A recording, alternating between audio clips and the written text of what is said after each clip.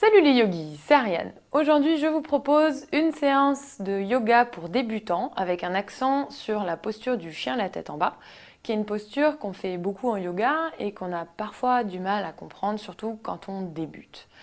Donc je vous invite à vous asseoir confortablement sur votre tapis. Donc n'hésitez pas à utiliser une brique ou un livre si vous n'avez pas de brique et à le poser sous vos fessiers pour avoir une meilleure assise. Donc vous pouvez aussi vous asseoir en Sukhasana, c'est-à-dire tibia contre tibia ou simplement talon contre talon, comme vous préférez, comme vous le sentez.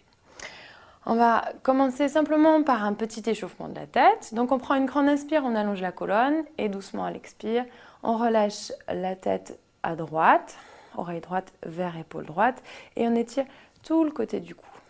Et à l'inspire, on revient face, expire de l'autre côté, oreille gauche sur épaule gauche. Inspire, on revient face. Expire de l'autre côté à droite. Inspire face. Expire à gauche. Inspire face. Expire à droite. Cette fois-ci, on fait un demi-cercle.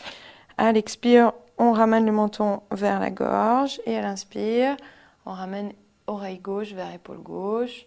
Et on revient face. On prend une grande inspire, on allonge la colonne. On va de l'autre côté. À gauche, expire, menton vers l'avant, inspire, on revient à droite et au centre. Et de l'autre côté, à droite, menton au sol, vers le sol, à gauche et au centre. Et je vous invite maintenant à crocheter les doigts, on va s'échauffer un petit peu les poignets. Donc on va commencer avec simplement en faisant des cercles avec les poignets dans un sens. Dans l'autre sens. Et on va changer le croisement des doigts. Donc en général, on a un croisement naturel. On change le croisement, on fait le croisement pas naturel. Et on fait des cercles dans un sens, dans l'autre. Et on secoue.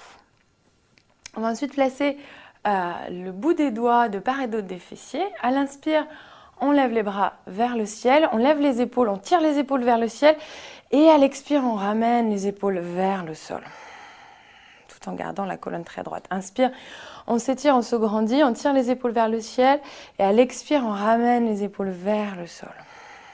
Encore une fois, inspire, on s'étire, on se grandit et doucement à l'expire, épaules vers le sol, on dégage la nuque. Donc en fait, je vais vous inviter à rester un petit peu dans cette posture pour sentir à la fois que vous grandissez à l'inspire, que vous grandissez la colonne et qu'à l'expire, vous relâchez les épaules loin des oreilles.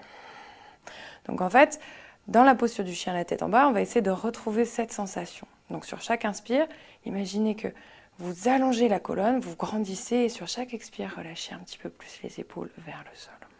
On prend une grande inspire, dernière grande inspire, on se grandit et doucement à l'expire, on repose les bras vers le sol. On place les mains sur les épaules. Prochaine inspire, on ramène les coudes vers l'avant, on fait des cercles avec les épaules. Expire, coude vers le sol. Inspire et expire. Inspire. Longues et profondes inspire, expire. Et expire. On essaye de joindre le mouvement des épaules avec le souffle.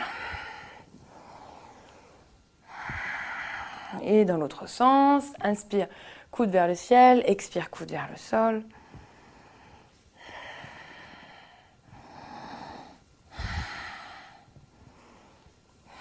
Et un dernier cercle.